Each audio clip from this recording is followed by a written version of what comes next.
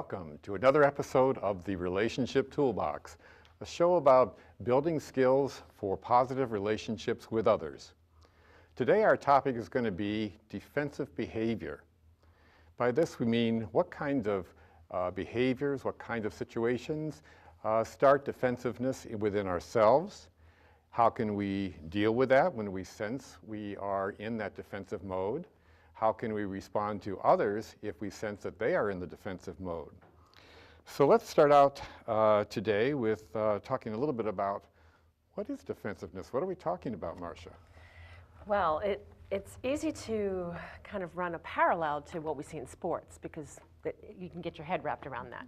And you'll often see signs with spectators, not unlike the one that we have here with defense. And believe it or not, when I was in 8th and 9th grade, a cheerleader, and that was Really? part of our, I know. Me too, Those days are over. But defense, Yep. push them back, shove them back. It was about keeping that line and blocking the other team from being able to penetrate your line and score. So it's a big strategy in sports. But it's also a strategy that we use when we perceive that somebody is either portraying or treating us in a way that makes us feel vulnerable or threatened. And so we call on our own defense mechanisms to kind of block them from getting to the places that we feel vulnerable in. And that can take us right into that conflict cycle, yeah, right? that we've been talking about, where you've got a triggering event and then you act on it and you have thoughts and emotions and feelings. And if you get sucked into that, or if you play into that, probably it's not going to be a productive experience, and you're going to be drawn into the conflict. You're going to end up angry or hurt or resentful or disappointed, and quite often isolated from the very person that you care about because you're trying to protect yourself by... That's a really good point. Yeah. You end up feeling isolated because sometimes that's the only way out in the end. Because we want to defend ourselves from those threats and vulnerabilities at any cost sometimes. It's a form of protection, and so when we're protecting ourselves and putting that wall up, that's automatically keeping others out, and that's what leads to that isolation. I love that. Yeah. Yeah. So what creates the behavior? Well, if you're thinking about yourself and you think about things that create defensive behavior in yourself, and again, that's a perception of a threat, right? It's not necessarily a real threat that you need to be in fight or flight mode, but you're perceiving it as a threat, and that's an important part, so that if we're under attack, we need to protect ourselves, right? So some of the ways that we might do this, for example, if I'm feeling judged or criticized, maybe someone says to me, oh, Tracy, you're so sensitive about that. That might automatically kick my defensiveness in gear, right? What's wrong with being sensitive? Right. Or I might feel like I'm not sensitive. I might defend the fact that maybe I'm not sensitive. No, I'm not. I'm not sensitive. What are you talking about? As soon as you label somebody, you can engender that sense of threat and vulnerability. Right. Labeling can kick that button, yes. Absolutely. And another example of that is, maybe if I'm feeling ignored or discounted, maybe someone walks by me at work and they don't say hello. And it makes me wonder, and I think, oh gosh, they don't like me, or what did I do, or something along those lines. What's that about? You see that I might start with self-blame. You see that with kids a lot too, because they quickly go to that assumption, that what's wrong with me? What have I done? Yes. And then once I start going down that slippery slope, I'm in self-blame, and then I start to defend myself because I feel bad about myself. Or you feel inadequate, or you feel like you don't belong, right? or I'm you've not done worthy, something wrong, or something. It's like a self-fulfilling cycle. It is, exactly, yeah. So other ways that might happen, if there's some unfair expectations or demands that I feel like are on me. So let's say I'm a parent, and I'm a stay-at-home parent, and I for some reason have that expectation, or think others perceive the expectation of me to clean the house also, as well as taking care of the kids and doing what I'm doing that day. It's my role to take care of the house because I might be home. And if someone comes in and says, oh, you didn't take the garbage out, I might automatically get defensive because I might think, well, I was busy doing other things, I was taking care of them, or I took them to the doctor, or whatever it is that I was doing, but I would kind of automatically maybe get a bit defensive there. Sure. Particularly if it's building on previous conflicts. Just one word can reference back. Right. Maybe, maybe it's not intended, but it kind of is tender, and you get prickly about it. Right. And that's the key thing again, is that's my perception of something being offensive or attacking, or they may not have intended it that way at all. But for me, it triggers that, and that might come from prior. Yes. And it might come from prior conflict. It might, I'm not sure where it comes from. So another possibility is just assuming the possible loss of someone's affection. So if I go and I reach out to hold your hand and you pull your hand away for some reason, right? So I might automatically think, oh my gosh, again, what did I do wrong? Why is that person pulling their hand away from me? Potentially they don't love me anymore. All kinds of defensive things can kind of kick in with that. Sometimes, you might think about work or a loss of a relationship or employment. Let's say I am at work and someone says to me, so-and-so said something about you to someone else. And then I think to myself, oh my gosh, but that's not true. I didn't do that, or I didn't say that, or I didn't think that. And then I automatically get defensive because I have a perceived threat of maybe losing my job or looking like a bad employee. And that makes me defensive automatically. And the last thing I just, wanted to think about is maybe like a loss of status. So if someone is kind of challenging something that I wrote, maybe I wrote something at work and someone is challenging it and asking whether it's accurate, or maybe they're, pointing out all the typos in it, something along those lines, I might get defensive instead of them pointing out. I might prefer them to point out what was good about it, but instead they're doing that, and that might trigger my defensive-ness as well. I know that when you talk about loss of status, sometimes it's even social in the friendship hierarchy with kids and students, but even adults. Somebody moves into town and can usurp your position in that best friend triangle, and it can be really hard. And I see it with kids all the time in terms of you feel like you've been demoted and you don't feel as easy. I think so much of this has to do with our identities. Without question.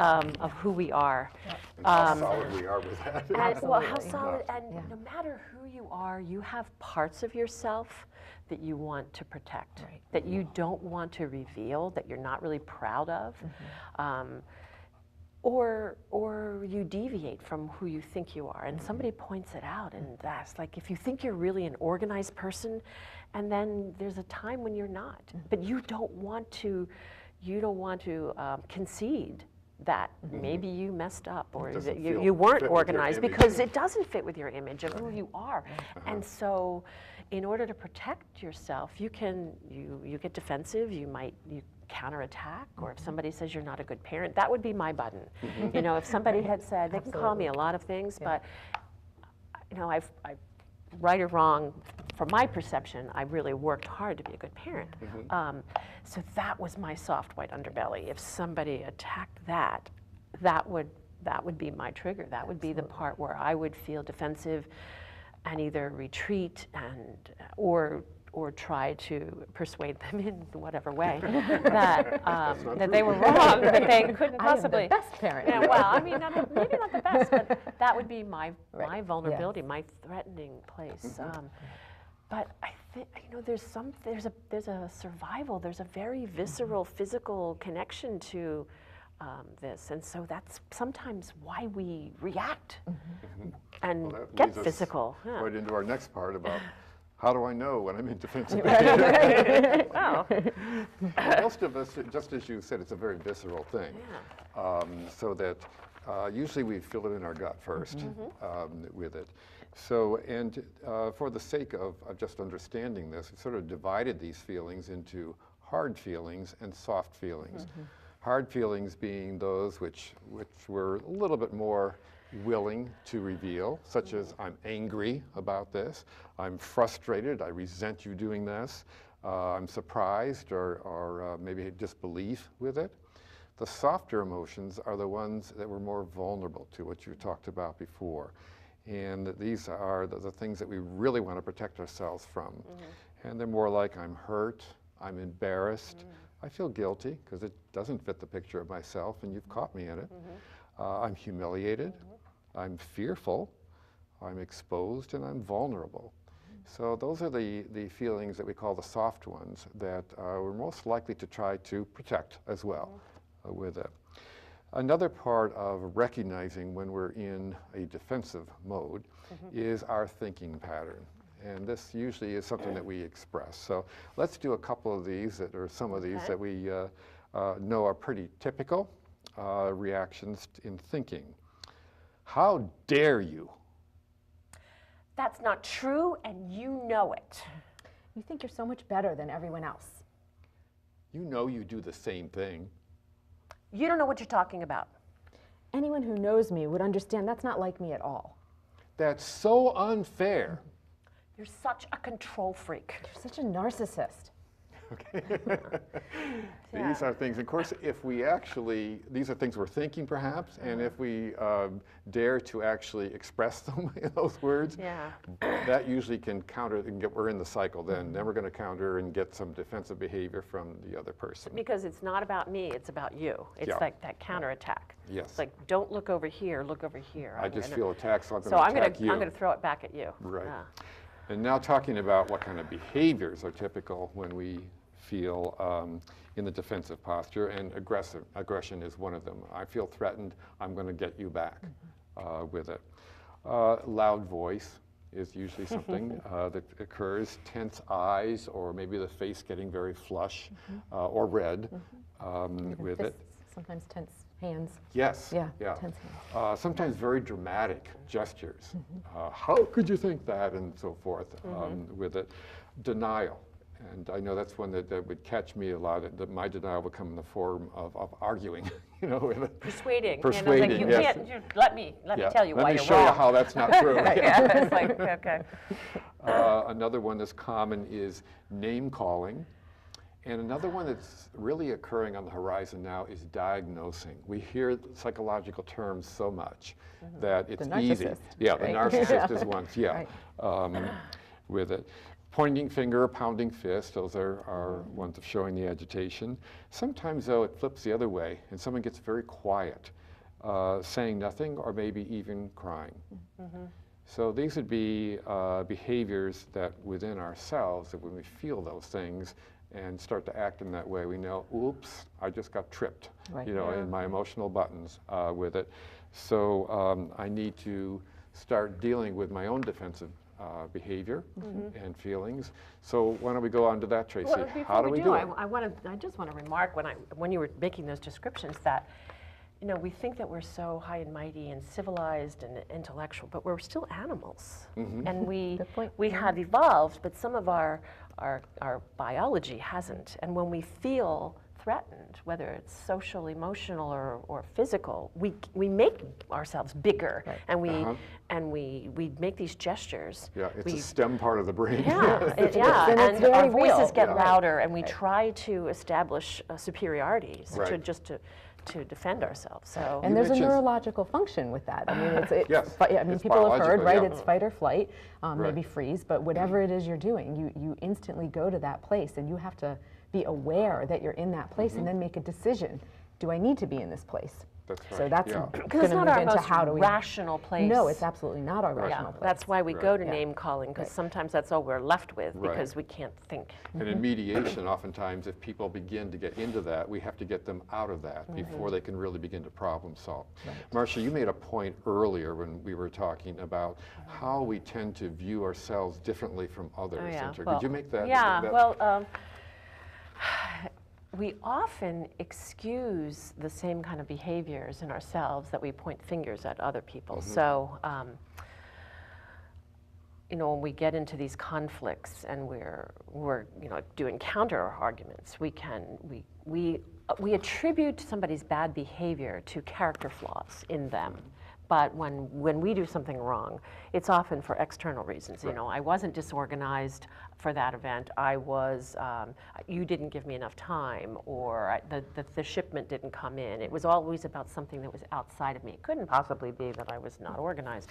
There's always a rationale for it. There's always a reason that is totally understandable. But if it happens, and somebody else is demonstrating that same behavior, then we think, well, they're a loser, they're irresponsible, they don't plan, they don't, and so we we judge ourselves differently than we judge other people. And so we have kind of this self-righteous position of our view of the world is the right view and yours is the flawed. And I can do this because, I mean, I was justified in doing it. But when you did it, it was because you internally are of bad character. That very phenomena triggers defensive behavior then in the other person with it. So, so Tracy, how do we get past that? I mean, these, as you say, are very realistic, very human behaviors and reactions, and they come from physiological processes as well. Right. How do we get past them? That's a great question, Tom.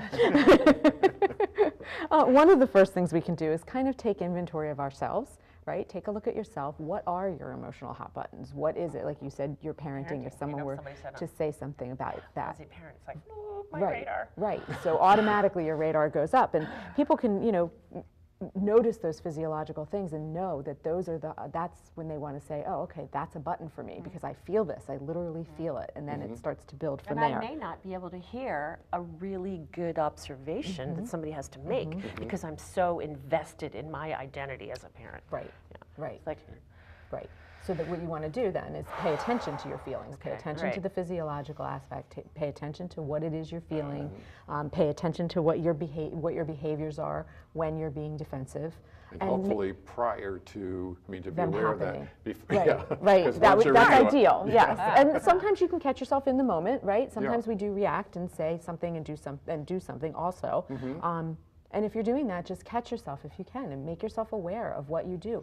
If you're thinking of it outside of the moment and you're not in defensive mode, but you take a look and just take stock, notice things about yourself. And don't blame yourself, just take notice. And just look at yourself and say, okay, so when I'm feeling angry, this is what I do.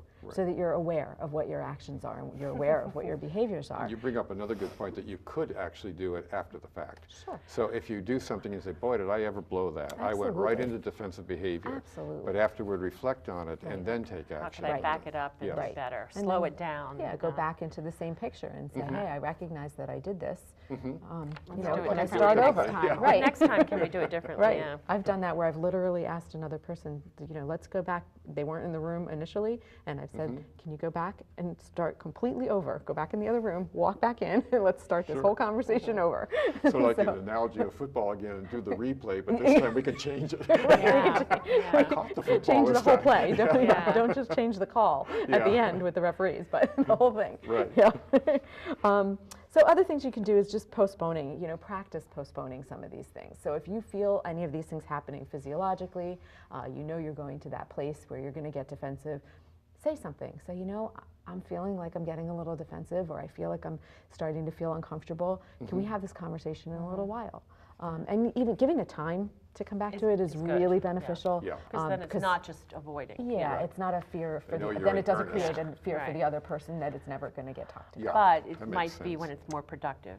Right. You are emotionally flooded and it's not going to be productive. You're just Exactly. going to go through the old patterns. Right. And that's not just because you have those patterns. Your brain cannot function well when you're true. in that mode. Right. When you're in flood mode, your brain doesn't function the same as when you're not in flood But mode. as you say, it's good to have a specific time because then the other person can be patient and understanding that this is still going to happen. Right. We're going to get this resolved. We're going to continue to talk about it, but this is not a productive time. Right. They're not going to think you're giving up on it or just Ignoring avoiding or it. discounting Because them. that Exactly. is sometimes a way that people do get defensive as well. They just never address things. They storm out. Right. Right. Yeah. So having that happen and giving yourself a time to come back to it and letting the other person know is another thing that you can do. Sometimes you do withdraw a little bit, right? So not always a bad thing. Sometimes if you know that about yourself and you need that time, or you notice something in the other person and they're kind of like a dog with a bone and won't let it go, and you feel like there's maybe not a literal tangible safety thing, but it's making you feel really vulnerable, and they're not listening to you say, I need to take a break, maybe you do need to walk away. Maybe you do need to say, I'm coming back to this. But yeah, I'll be that's the back. part that you need to add, because we've talked about conflict styles. And if you're in that kind of recessive, accommodating, appeasing place all the time, then it's not going to serve healthy. you. Right. Yeah. Right. Or if you go into the competitive stance, The which dog is with the bone. Right. Yeah. Yeah, Right. that's going to That's be. not going to be Yeah. right. Timing's everything. It is. It's really important. And I think we all feel, I might have said this before, but we all feel that pressure sometimes to get something done, right? We have this time, we're in the moment, it has to be talked about right now. And I don't, people follow people sometimes. That's an automatic thing that triggers defensiveness in people. So having to talk about it right now because it feels like you just have to get this resolved is actually not necessarily beneficial. It seems like it would be beneficial because you're trying to resolve a problem. Right. In reality, it's not always beneficial if you're Trying not to feel in a better about it as quickly as you can. Yeah, and it doesn't always work. I mean, Right. sometimes it might if you're in a good place, but if you're not in a good place and you can't, and you're getting defensive or they're getting defensive, it's better to take a break and come back to it. So that's important too. Sometimes you also want to determine whether it's safe for you to kind of expose those softer feelings that you were talking about. That's a great distinction, the hard feelings and soft feelings. I just think those soft feelings are actually the feelings that we can express to other people that connect us to other people. If we're willing to. Yes. I think sometimes the soft feelings are hiding behind the hard feelings They because are. we'll express Absolutely. anger Right. when really we feel fear Or hurt, or Right. hurt or humiliation, Right. but it comes out as blustery anger. Right. Anger's so much easier to express for some most people, people. yeah. The other Right. thing too is that if you have the courage to do that, and there's no guarantee if you do that, express a soft feeling that the other person's going to respect it. They may attack you again and use it. But if you are able to do that, it does invite people to respond in a similar way. It also puts you in touch with your feelings, Yes. right? So this is really what I'm feeling. Well, it That's brings so about hard. It's such a good So hard. awareness, It is, isn't it's it? great. To know it what invites you're actually compassion feeling. when you It does. say, I It feel does. hurt, I feel embarrassed by what I Absolutely. did. Going back. That yeah. invites more compassion It for does. what I've been through Right. than to attack. Right. Well, it's kind of an interpretation of the I message. Is you're speaking from this point of view, and you're not attacking the other person when you're saying, I feel, Right. vulnerable. I feel like I've been rejected. I feel hurt. I feel threatened. Yes. Instead And of if you truly feel unsafe in some manner, I just want to clarify, if you truly are feeling unsafe, then that might not be something you want to share with the other You person. don't want to go vulnerable then. Right. You need to withdraw. Right. We're talking average situations, in safe situations. That's right. Yeah. That's a good point. Yeah. So also maybe to redirect the conversation a little bit, kind of talking to the person saying, this is what I'm understanding that you're upset with. So I did this and I behaved this way and now you're feeling this and you're upset with me because of that. Can we stay focused on that? Because I think people automatically go to that blame place sometimes, stay or with they it, go to that defensive place, whatever it is. And so they lose focus, right? Right. So the initial thing gets completely lost. And this happens in mediation all the time, Yeah. right? Where they start talking about something else and they go down that rabbit hole and it makes no sense anymore because they're not dealing with the actual problem they wanted to deal with. But So sometimes the actual problem that they initially state is not really what's going on. No, But it's in even part. restating, so this is what I think that you're upset about, Right. can clarify. Because Absolutely they'll go, can clarify. well, really it's not. Right. Really Right. it's because I've always felt that you've been blank. Right. Well, redirecting too can be if someone says you're always doing this, and if you come back with, sometimes I do that. You have redirected the word always to sometimes. Very different Very tone to different. that Yeah, with it. So that's part of the redirecting as well, to change the word. Yeah. That's Yeah. offensive. Yeah, and it guides it in reframing a it. different Yeah. path. Right, reframing it, it guides you in a different path. So, yeah, and I think just keeping that focus, right? Because you want to stay with whatever it is, and granted, there are always times, or oftentimes, that there's more to it. But if there is a particular issue at hand that they're trying to figure out, or that we're trying to figure out, we want to stay focused a little bit on that, especially if it's just a one-on-one conversation. Not forget the mediation part if it's a one-on-one conversation in our lives. So, Marsha, how do we get past defensive behaviors when we detect that we might have triggered that defensive behavior in others? In others, well, I'd say first rule of thumb is to slow down. Put on the brakes. Put on the brakes, yeah. And I think it's important to extend this conflict to not just face-to-face, because we have so many different ways that we communicate with each other now, that you could also be having a conflict online, you could be having a Yes, good text point. battle, people ranting, but whatever it is, whether it's face-to-face in real time or whether you're sitting like trying to throw grenades at each other in the text, is to kind of disconnect and to say, okay, all right, what's going on here? Breathe is great. Breathe, yeah, it's just to kind of Even on the internet. right. Stop the phone. somebody has to stop. Right. You know, maybe easier if you're on your keyboard to stop. I mean, it's not, because there's that bait. Right. Or Or don't hit send. don't hit send. Yeah. Just don't engage. Resist the temptation to fight back. To kind of break that conflict. Don't create another triggering event. Right. Stop, slow down. I think it's important after that to do more listening than talking. And again, it doesn't mean we agree. We've talked about that before, like reflective listening. It's because you could learn from it. Ask questions. If you're texting, read it, reread it, edit it. It's hard Maybe to have do somebody because else look. you It's can't really read between hard. the lines You so can't, well. And tone, and Right. tone. I think that exacerbates it, because at least when you're in the room or on the phone, you have the tone, and Yes. you totally lose control when somebody else is reading. How many times has somebody brought a text to the office, Right. and you and I have read it, and we don't see the same thing that the recipient does, because they're bringing that tone.